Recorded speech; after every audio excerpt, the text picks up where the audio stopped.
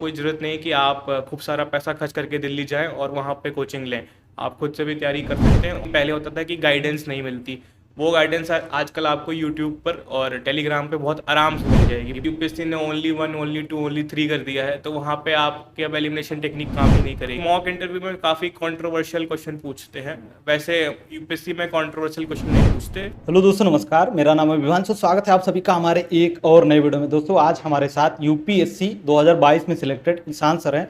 Sir का selection UPSC 2022 में 409वीं rank के साथ हुआ है। तो आज के इस वीडियो में सर से इनकी जर्नी के बारे में जानेंगे, साथ साथ इन्होंने अपनी तैयारी कैसे की, क्या बुक लिस्ट, क्या सोर्स इन्होंने रखा था, तैयारी अपनी कैसे की, सब कुछ आज के इस वीडियो में कवर करने वाले हैं। बस आप लोग वीडियो में अंत तक बने रहिएगा। चैनल पर पहली बार है, चैनल को सब्सक्राइब कर नोटिफिकेशन बेल को प्रेस कर दीजिएगा ताकि हमारे वीडियो के रेगुलर अपडेट आप सभी को सबसे पहले मिलते रहे। सर, हमारे व्यूअर्स जो वीडियो देख रहे हैं, हमारी तरफ से आपको बहुत बहुत बधाई।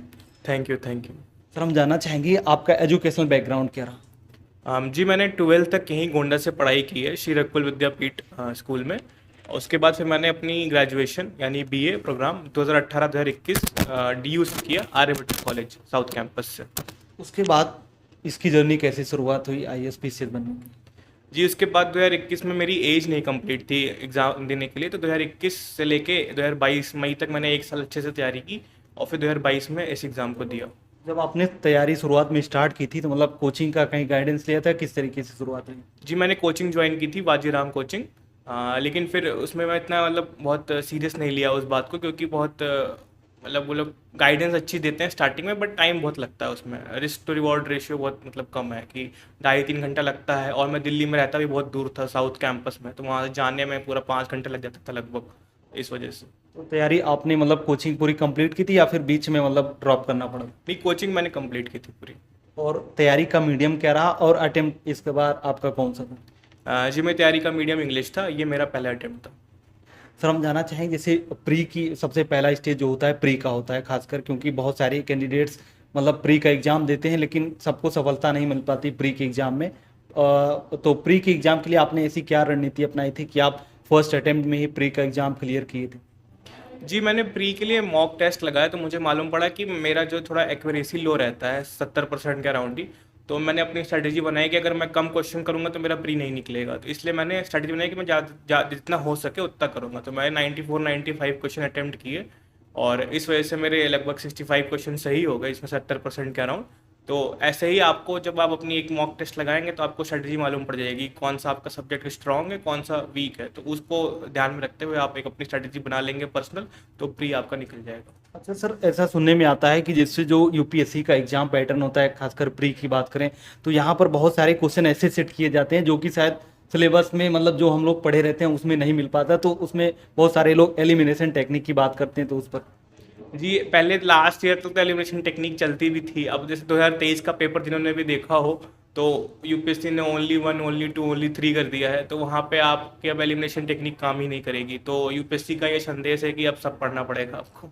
अच्छा, तो यहाँ पर आप क्या कहना चाहेंगे कि अब की जो पढ़ाई होनी चाहिए, खासकर यदि हम प्री की स्पेशली तैयारी करें, प्री का एग्जाम फोकस करें अभी, तो क्या मतलब उसके लिए क्या रणनीति होनी चाहिए।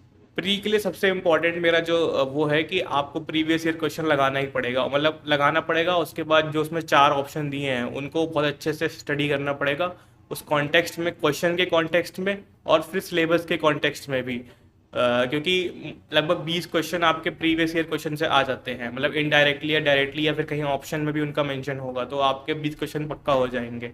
सेकेंडली, आपको जो इजी क्वेश्चंस होते हैं वो गलत नहीं करने हैं यूपीएससी के प्री में।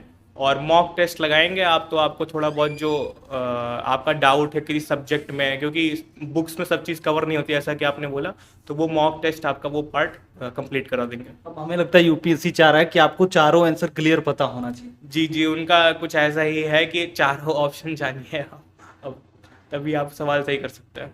अच्छा सर, जैसे कि आपने जब प्री का मतलब एग्जाम दिया था तो कहीं कोचिंग वगैरह का मॉक टेस्ट वगैरह लगाया था, कौन सा। जी, मैंने मार्केट से ही मॉक टेस्ट खरीदे थे जो करोल बाग ओल्ड राजेंद्र नगर में मिल जाते हैं, और आजकल आप टेलीग्राम पे ऑनलाइन भी डाउनलोड कर सकते हैं। मैंने उसी का यूज़ किया था, डिफरेंट कोचिंग्स का। लगभग कितने मॉक टेस्ट आपने लगाए रहे होंगे। मैंने अराउंड 40-45 के अराउंड मॉक टेस्ट लगाए थे। उसके बाद सर मेंस की क्या खास रणनीति आपकी रही थी। मेंस के लिए मेरे पास जब 3 महीना बचा था, तो मैंने मेंस जब प्री का रिजल्ट नहीं आया था, तो मैंने अपने इकोनॉमिक्स ऑप्शनल और एथिक्स की पढ़ाई स्टार्ट कर दी थी, क्योंकि उस टाइम थोड़ा कन्फ्यूज़न रहता है कि होगा कि नहीं होगा। और उसके बाद रिजल्ट आने के बाद फिर मैंने सारे सब्जेक्ट को एक साथ लेके चला मैं, क्योंकि मैं एक सब्जेक्ट डेली नहीं पढ़ पाता हूँ लगातार। तो मैं थोड़ा थोड़ा सब कुछ पढ़ता था डेली डेली, और हर संडे सैटरडे मॉक टेस्ट देता था, मेंस लिखने का प्रैक्टिस करता था। अच्छा सर, जैसे कि आपने कोचिंग की थी, लेकिन आपका अनुभव रहा होगा कि जो छात्र मान लीजिए यदि खुद से भी तैयारी करना चाहते हैं तो क्या आज के समय में पॉसिबल है वो चीज़? जी जी, आज के समय में सबसे ज़्यादा इजी हो चुका है खुद से तैयारी करना, और खुद से तैयारी ही करनी चाहिए, क्योंकि जो मेन पहले होता था कि गाइडेंस नहीं मिलती, वो गाइडेंस आजकल आपको यूट्यूब पर और टेलीग्राम पे बहुत आराम से मिल जाएगी, बहुत ज़्यादा आराम से। तो आपको कोई ज़रूरत नहीं कि आप खूब सारा पैसा खर्च करके दिल्ली जाएं और वहाँ पे कोचिंग लें। आप खुद से भी तैयारी कर सकते हैं, और आपकी खुद से तैयारी ज़्यादा अच्छी होगी मेरे हिसाब से। अच्छा सर, आपने इस पूरी जर्नी में मतलब किन ऑनलाइन सोर्सेज का यूज किया? जैसे यूट्यूब पर आप कौन सा चैनल किस लिए फॉलो करते थे, और वेबसाइट वगैरह कोई फॉलो करते थे? यूट्यूब पे से मैं डेली करंट अफेयर्स के लिए ओनली आईएएस करके एक चैनल है, उनका चैनल फॉलो करता था। और उसके अलावा यूट्यूब पे जो टॉपर्स की स्ट्रैटेजी वीडियोस वगैरह होती हैं वो भी मैंने देखी हैं, विज़न की, स्पेशली विज़न वाले अच्छा बनाते हैं वीडियोस। और टेलीग्राम पे तो टॉपर्स जो अपने नोट्स डालते हैं, उनमें से मैंने काफ़ी वैल्यू एडिशन किया है कि ये चीज़ मेरे में नहीं है तो मैं इसको अपने में डाल लेता हूँ। इस तरह मैंने इसी का उपयोग किया है। अच्छा, बहुत सारे टॉपर्स बताते हैं कि आपको वेबसाइट भी फॉलो करना चाहिए तैयारी के दौरान। जी जी, आप कर सकते हैं आप, बट जैसे मेरा क्या था कि बहुत ज़्यादा सोर्स हो जाते हैं तो दिक्कत हो जाती है, तो मैं किसी एक कोचिंग, जैसे कि ओनली आईएएस हो गया, जिन लोग यूट्यूब वीडियोस डालते हैं, तो मैं उन्हीं का सोर्स फॉलो करता था। वो लोग क्या करते हैं, सारे वेबसाइट से एक साथ सब ले आते हैं और वीडियो में डाल देते हैं, तो वो आसान हो जाता है काफ़ी। अच्छा, हम जानना चाहेंगे कि आपने प्री और मेंस के लिए मतलब क्या बुक लिस्ट वगैरह, स्टैंडर्ड बुक्स या फिर एनसीईआरटी का जो यूज किया था, कौन कौन सी? मैंने प्री और मेंस के लिए स्टैंडर्ड बुक्स ही यूज़ की हैं, और एनसीईआरटी 6 से लेकर 12 तक प्री के लिए स्पेशली बहुत ज़रूरी है, क्योंकि इस साल भी प्री में डायरेक्ट बहुत क्वेश्चंस आए हैं। और बाकी अलग बुक के लिए वैसे मैंने कोई ऐसे अलग बुक तो यूज़ नहीं की, बट जो टॉपर्स के नोट्स हैं उन्हीं से मैंने वैल्यू एडिशन किया है अपने नोट्स में। अच्छा सर, नोट्स के विषय में हम जानना चाहेंगे, जैसे कि प्री के लिए नोट्स बना रहे हैं तो किन चीज़ों का ध्यान रखें, यदि मेंस का नोट्स बना रहे हैं तो किन चीज़ों का ध्यान रखना चाहिए? दोनों नोट्स के लिए मेरी यही सलाह है कि आप अपने नोट्स को एकदम छोटा बनाएं। अगर आपका नोट लगभग 25% मतलब 100 पन्ने की बुक है, तो आपको उसको 25 पेज में कंप्लीट करना है। अगर आपका 100 पेज की बुक है और अगर वो 40 में बन रहा है, तो उसको आप फिर से 25 में बनाइए, क्योंकि जब अगर आप बुक के बराबर ही नोट्स बना देंगे तो फिर आप उसको रिवाइज नहीं कर पाएंगे। तो ये मेरी सलाह ज़रूर रहेगी, एकदम छोटा छोटा नोट्स बनाएं, एक्सट्रीमली शॉर्ट। लास्ट स्टेज जो होता है वो आपका इंटरव्यू वाला होता है, और आप पहली बार इंटरव्यू देने जा रहे थे, तो क्या मतलब मन में क्या ख्याल आ रहे थे कि कैसा होगा इंटरव्यू? उसके पहले मॉक इंटरव्यू वगैरह आपने दिया था? जी, मैंने मॉक इंटरव्यू दिए थे बहुत सारे, बट क्योंकि माहौल ही पूरा अलग होता है यूपीएससी वाला और मॉक इंटरव्यू का, तो यूपीएससी वाले दिन काफ़ी मतलब डर भी था और एक्साइटमेंट भी थी कि क्या होगा। बट वहाँ पे जैसे कि जो लोग आए थे मेरे साथ, मेरे टेबल पे थे, तो उन्होंने मतलब काफ़ी वो किया कि कुछ नहीं होता, सब लोग मतलब नॉर्मल ही होते हैं। और फिर जब अंदर इंटरव्यू, तो सही में बहुत नॉर्मल माहौल होता है। मॉक इंटरव्यू और यूपीएससी का जो असली इंटरव्यू है उसमें कोई समानता ही नहीं है। अच्छा, आपको कहाँ पर डिफरेंस लगा, मतलब क्या सिमिलरिटीज, क्या डिफरेंस लगा दोनों के इंटरव्यू में? क्वेश्चन पूछने का तरीका सेम होता है कि थोड़ा ग्रिलिंग का तरीका भी सेम होता है, बट जैसे मॉक इंटरव्यू में काफ़ी कंट्रोवर्शियल क्वेश्चन पूछते हैं, वैसे यूपीएससी में कंट्रोवर्शियल क्वेश्चन नहीं पूछते, और वो लोग काफ़ी मतलब नॉर्मल सिंपल क्वेश्चन पूछते हैं, और काफ़ी मतलब एक डिस्कशन के उससे पूछते हैं कि दोनों लोग पार्ट बनते हैं, ना कि क्वेश्चन आंसर के तरीके से पूछते हैं। अच्छा, आपको क्या लगता है जो इंटरव्यू होता है उसमें मतलब किस बेस पे क्वेश्चन सबसे ज़्यादा पूछा जाता है, किस टॉपिक पे? सबसे ज़्यादा तो क्वेश्चन डैफ पे पूछा जाता है, डैफ पे, फिर इकोनॉमिक्स और इंटरनेशनल रिलेशन के करंट अफेयर्स पे। ये 3 टॉपिक यूपीएससी के फेवरेट हैं। बट कभी कभी क्या होता है कि अगर उनको मन में आ गया तो वो आपसे आपकी ग्रेजुएशन के बारे में भी पूछ लेते हैं, बट वो भी डैफ में आपको कवर करना होता है।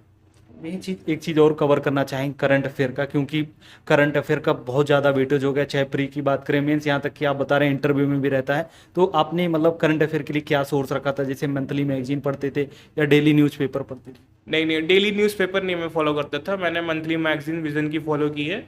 और जो वही ओनली आईएएस की यूट्यूब वीडियो आती थी डेली करंट अफेयर करके, वो लोग सारे न्यूज़पेपर का तोड़ तोड़ के ले आते हैं, तो मैं वो फॉलो करता था। हमारे साथ बहुत सारे छात्र जुड़े जो कि सिविल सर्विसेज की तैयारी करें, तो उनके लिए आपका कोई सजेशन या सुझाव रहेगा कि यदि तैयारी करें, फर्स्ट अटेम्प्ट में वो निकालना चाहते हैं एग्जाम, तो क्या करें? अब मेरा सुझाव यही रहेगा कि आप अपने नोट्स ज़रूर बना लें, क्योंकि जिस सब्जेक्ट में मैंने नोट्स नहीं बनाए थे उसमें मुझे ऐसा फील हुआ कि नोट्स होते तो थोड़ा अच्छा और हो सकता था। तो एक शॉर्ट और एकदम क्रिस्प नोट्स बना लें। और दूसरा सुझाव यही रहेगा कि थोड़ा मतलब इसमें फेजेस आएंगे, आपको लगेगा कि आपका नहीं होगा, एक दिन लगेगा कि आप टॉप ही कर दोगे, तो उस बात को एक्सेप्ट कर ले कि निगेटिव फेजेस भी प्रिपरेशन का पार्ट है। और फिर एक एक्सटर्नल सपोर्ट लेके अपने माता पिता या भगवान या अपने दोस्तों का, उसमें उसको निगेटिव से पॉजिटिव में बदले और मेहनत करते रहें, आपका हो जाएगा। Thank you so much sir, आपने बहुत ही कीमती समय दिया और भविष्य के लिए आपको बहुत सारी शुभकामनाएं। Thank you sir. तो दोस्तों आप लोग को आज का वीडियो कैसा लगा, आप लोग एक बार कमेंट करके जरूर बताना। ये वीडियो अच्छा लगा, वीडियो को लाइक कमेंट और शेयर जरूर कर दीजिएगा। चलिए फिर मिलते हैं हम नेक्स्ट वीडियो में, तब तक के लिए जय हिंद, वंदे मातरम।